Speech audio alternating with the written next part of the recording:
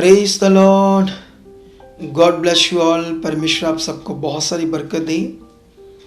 तो आज का टॉपिक बहुत ज़्यादा खास है आप लोगों के लिए। इससे पहले कि आज का टॉपिक क्या है इस पर बात करूं, मैं पवित्र शास्त्र पवित्र बाइबल को अपने हाथ में लेता हूं, क्योंकि मैं इसको अपने हाथ में इसलिए लिया है ताकि तुम लोग इसकी वैल्यू को, इसके लिखे हुए पवित्र वचनों को इतना ज़्यादा अपने जीवन में महत्व दो, फिर उससे बदलेगा आपका जीवन और आप एक राइट डायरेक्शन में चलोगे जब आपका ये विश्वास होगा। मुझे याद है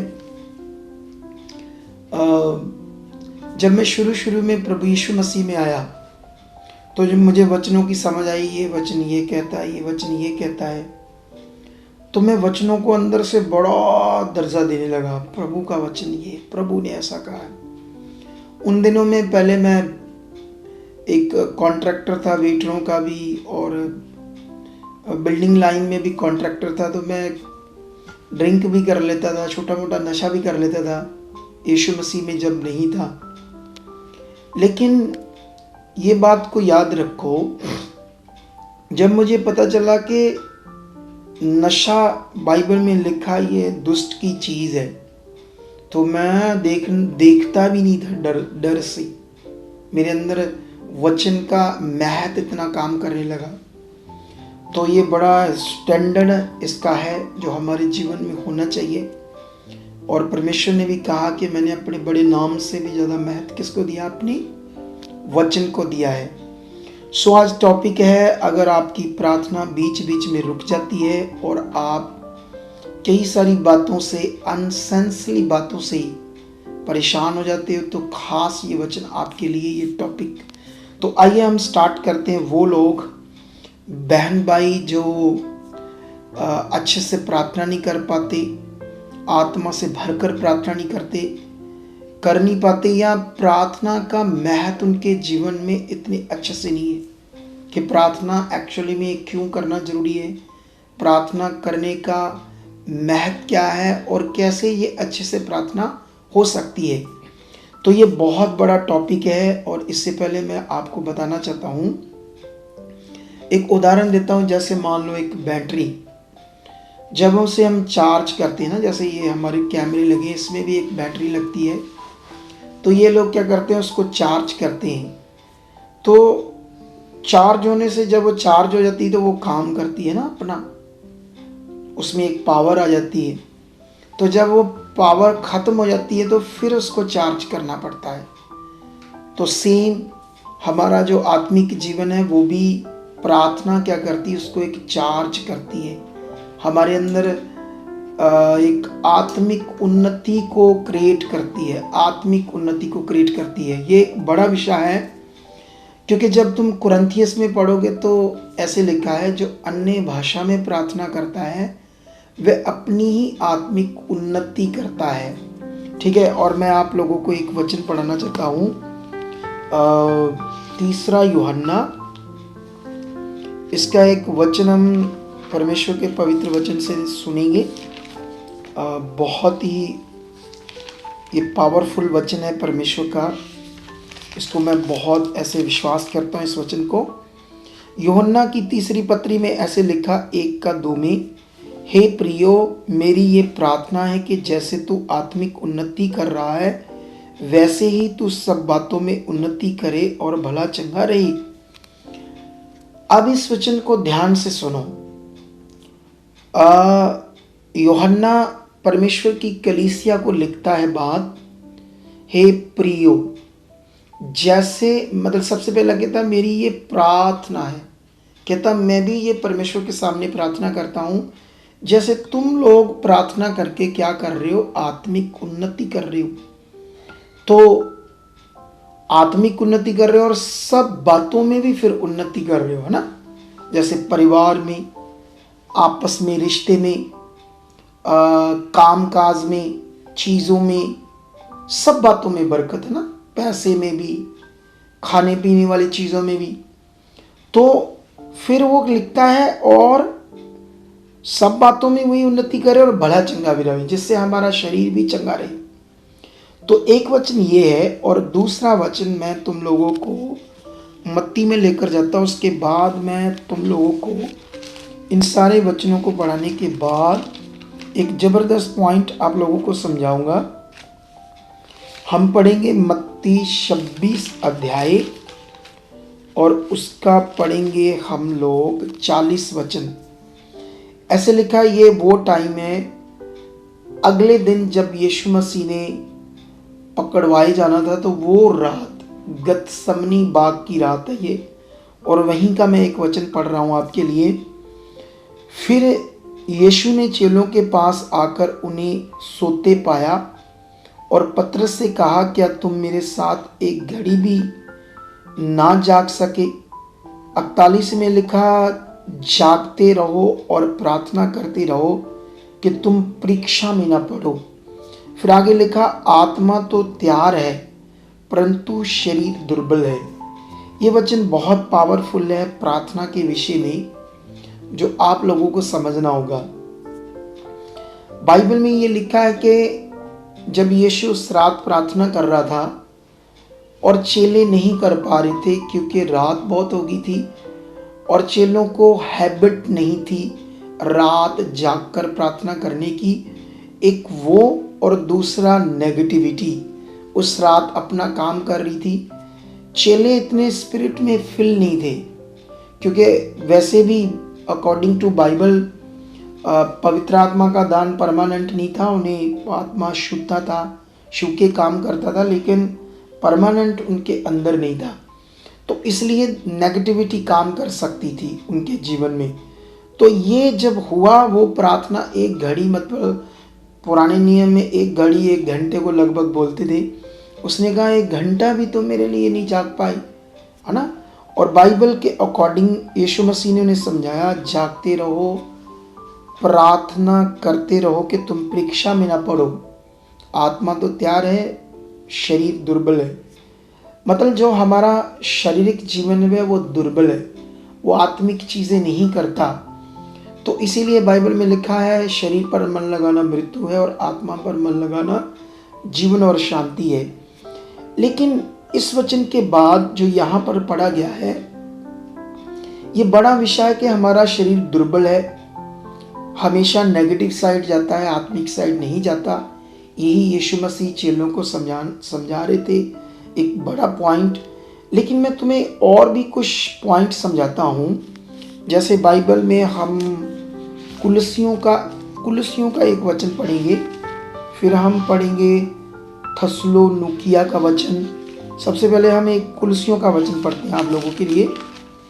तो ये वचन है चैप्टर 4 उसका 2 वचन। ऐसे लिखा, प्रार्थना में लगे रहो और धन्यवाद के साथ उसमें जागृत रहो। किस चीज़ में? प्रार्थना में जागृत रहो। जागृत समझते हो ना, अलर्ट रहो। तो यहाँ परमेश्वर का वचन कहता है लगातार प्रार्थना में लगे रहो। एक वचन ये भी पढ़ते हैं, इसका 5 का 17। ये फर्स्ट थस्सलुनीकियों है ना, फर्स्ट, इसका पढ़ते हैं 5 का 17। यहाँ पर भी लिखा, निरंतर प्रार्थना में लगे रहो, हर बात में धन्यवाद करते रहो, क्योंकि तुम्हारे लिए मसीह यीशु में परमेश्वर की यही इच्छा है। हालेलुया। 19 में लिखा है, आत्मा को ना बुझाओ, भविष्यवाणी को तुच्छ ना जानो, और सब बातों को परखो जो अच्छी है उसे पकड़े रहो। सो यहाँ पर भी परमेश्वर का वचन हमें लगातार निरंतर प्रार्थना करने की बात करता है। हालेलुया। सो अब हम इस कई सारे वचनों को पढ़ने के बाद इस टॉपिक पर आते हैं कि जो लोग क्यों अपनी लगातार प्रार्थना अच्छे से नहीं कर पाते। अगर अच्छे से लगातार लोग प्रार्थना नहीं कर पाएंगे तो क्या होगा? मैं 100% आपको बताना चाहता हूँ, लॉस होगा आपकी आत्मिक उन्नति का, आपके आत्मिक जीवन का। देखो, परमेश्वर का अनुग्रह यीशु मसीह की कुर्बानी के द्वारा हमारे ऊपर हो चुका है। जब हम यीशु मसीह को ग्रहण करते हैं, संगति में बने रहते हैं, चलते हैं, तो परमेश्वर की दया से हमारे जीवन में कुछ ना कुछ होता रहता है, काम, आशीष, कुछ ना कुछ, लेकिन वो बहुत स्मॉल है, थोड़ा है। कुछ लोग शरीर में हैं तो परमेश्वर तो अनलिमिटेड है, उसका काम भी अनलिमिटेड है, लेकिन हम शरीर में छोटी सोच रखते हैं ना। हमारी बाइबल में लिखा ना एक जगह पर, अफिसियों 3:20 में, परमेश्वर ऐसा सामर्थी है कि हमारी विनती, हमारी प्रार्थना, जो हम परमेश्वर के सामने विनती प्रार्थना करते हैं, उससे भी कहीं अधिक काम करने की क्या रखता है, वो सामर्थ। लेकिन हम लोग तो स्मॉल, छोटी सोच है हमारे अंदर। तो इसीलिए मैं आपको बताना चाहता हूँ, प्रार्थना एक बड़ा पावरफुल विषय है जिसके बिना आप आत्मिक उन्नति नहीं कर सकते। और हमारा प्रार्थना एक रिलेशनशिप है, एक बड़ा खास विषय है, क्योंकि मैंने अपनी मिनिस्ट्री में भी ये देखा है कि अगर मैं कॉन्टिन्यू किसी भी विषय के लिए प्रे में रहता हूँ तो विषय परमेश्वर की पावर से सही होता है। ये बात याद रखो। तो इसलिए आज मैं आपको बताना चाहता हूँ कि कई लोग जब प्रार्थना करते हैं तो उनको नींद आती है, ठीक है। जैसे वो प्रार्थना करना शुरू कर देते तो उनको नींद आना शुरू हो जाती है। कुछ लोगों को प्रार्थना करने टाइम टांगे खुसती है, जिसको मैं कहूँगा हिंदी में, उनमें हल्का सा अजीब सी झंझनाहट सी होने लगती है टांगों में, बॉडी में कुछ हल्का भारीपन। इसका मतलब है कि प्रार्थना कोई नॉर्मल विषय नहीं है, क्योंकि प्रार्थना को रोकने के लिए नेगेटिविटी काम करती है। वो लोग जो नेगेटिविटी को प्रार्थना में मौका दे देते हैं। जैसे अगर तुम इस विषय को कंटिन्यू अपने जीवन में बनाकर रखोगे तो फिर नेगेटिविटी काम नहीं करेगी, जलेगी, उसको आग लग जाएगी, वो दूर भागेगी तुमसे नेगेटिविटी। तो तुम्हें ये आज सीखना होगा कि प्रेयर एक जबरदस्त विषय है एक बलीवर के लिए। मैंने कई सारे वचन पढ़ दिए जिसमें लगातार प्रार्थना की बात परमेश्वर का वचन करता है, और हमारी ज़िंदगी में ये एक ज़बरदस्त आदत कह लो और इसकी रिस्पेक्ट कह लो, इस वचन की जो परमेश्वर के सामने प्रार्थना में जाना है, हमारी ज़िंदगी में होना है। अब ये कैसे आपकी कंटिन्यू प्रार्थना रहेगी, मैंने ये बता दिया कि ये एक बड़ा महत्व है। शैतान चाहता तुम कभी भी प्रार्थना में न जाओ, क्योंकि जब तुम प्रार्थना में जाओगे तो बड़ी उन्नति करोगे, बुद्धि आएगी, दर्शन आएगी, समझ आएगी, सब काम आसान हो जाएंगे, बिजनेस, प्यार बढ़ेगा, सब कुछ बेस्ट होगा प्रार्थना से। और शैतान चाहता तुम प्रार्थना ना करो, इसीलिए कई लोग कर नहीं पाते। वो रुकावट है नेगेटिविटी से। कैसे उसको हम तोड़कर आगे बढ़ सकते हैं प्रार्थना को, ये पॉइंट पकड़ो।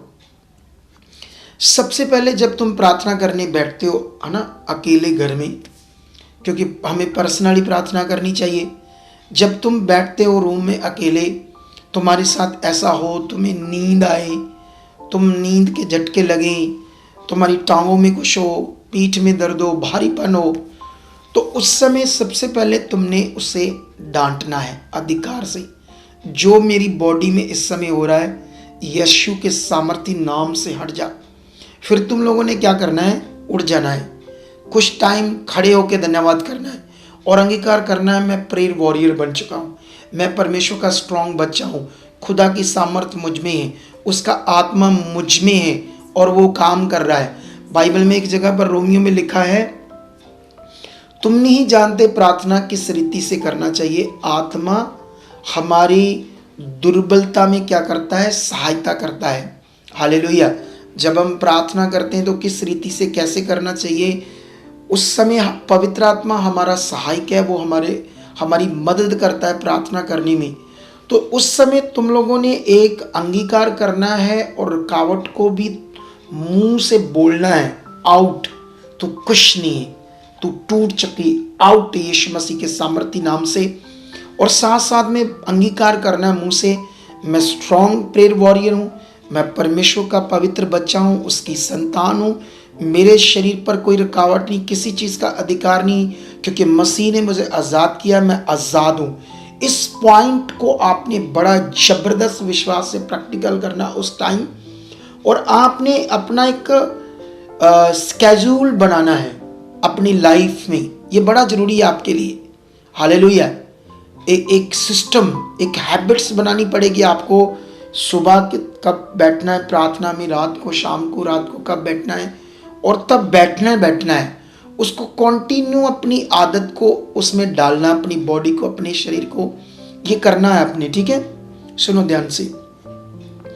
तो मैं आपको बताना चाहता हूं ये पॉइंट, और साथ साथ में आपने पवित्र आत्मा को बोलना, मेरे सहायक को, मेरी प्रार्थना में मदद कर रहे हो, मैं प्रार्थना कर रहा हूँ और जो बहुत ज़्यादा फ्लो से कर रहा हूँ। मैं आपको बताना चाहता हूँ जब आप ये करोगे वो रुकावट हट जाएगी। अगर आपने एक हफ्ता ऐसे करना शुरू किया प्रैक्टिकल, कभी उठ के फिर घुटने टेके, फिर आपको लगे, फिर उसे कमांड करना, डांटना, और एक फेथ करना कि मैं इतनी प्रार्थना करूंगा, मैं घंटा करूंगा, मैं 2 घंटे करूंगा। आप जब कन्फेस कर रहे होंगे तो परमेश्वर की पावर काम करेगी, आत्मा आपको हेल्प करेगा। फिर आप प्रार्थना में देखना, एक आधे हफ्ते में आपकी प्रार्थना बढ़ जाएगी।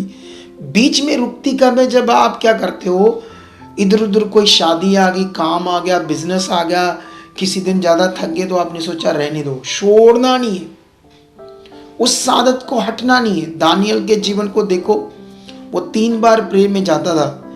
देश में कानून बन गया कि 21 दिन कोई भी अपने देवता परमेश्वर भगवान के आगे नहीं जाएगा, किसी भी देवता भगवान परमेश्वर को मानता हो।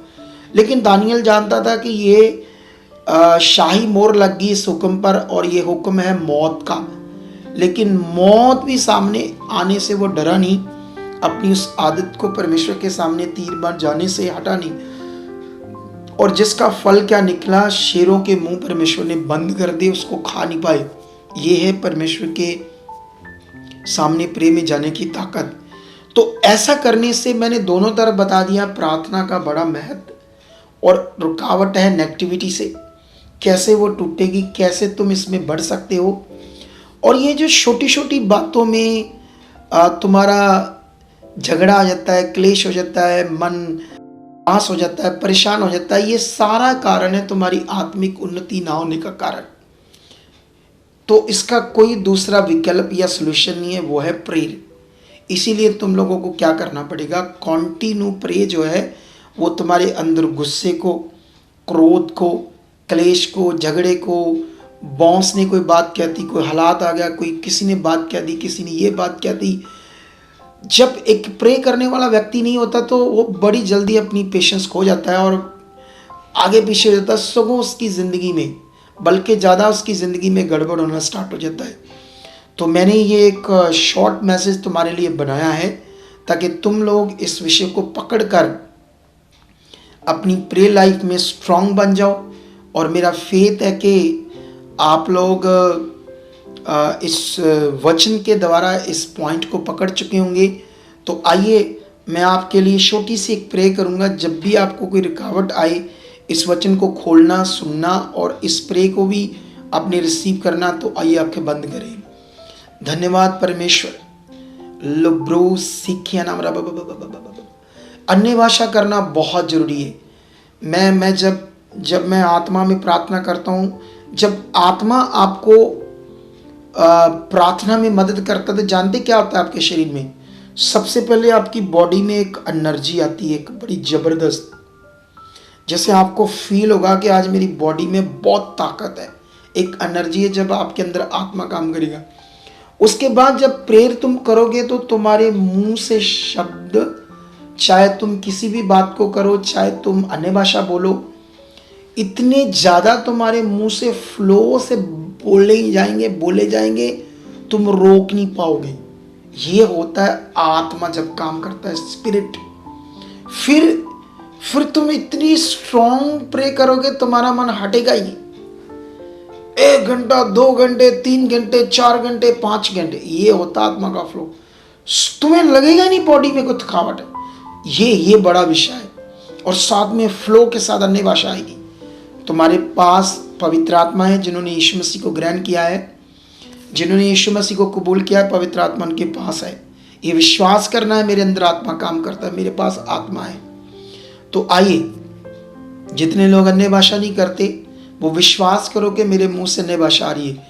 लुब्रो साख्याना ओरी जंगरे डी बी बी बी बी बी बी बी बी लुब्रो साख्याना दी अंदर डी बी डी लबद्री कृष्ण। धन्यवाद करो सर्वशक्तिमान पिता का, वो तुम्हारे साथ है। अगर जो भी तुम्हारे जीवन में जब प्रार्थना करते हो, जैसे मैंने समझाया, उसे डांटना है, कहना आउट, मैं परमेश्वर का बेटा हूँ, मैं बेटी हूँ, मैं चुना गया हूँ संसार से, अंधकार से। मेरे अंदर उसकी सामर्थ काम कर रही है, मेरे अंदर पावरफुल पवित्र आत्मा काम कर रहा है, मैं फ्लो से प्रार्थना कर रहा हूँ, प्रार्थना में मेरी मदद कर रहा है, हर रुकावट आउट है। मैं प्रेयर वॉरियर बन चुका हूँ, मैं स्ट्रॉन्ग प्रे करने वाला बन चुका हूँ, मैं प्रेयर वॉरियर हूँ।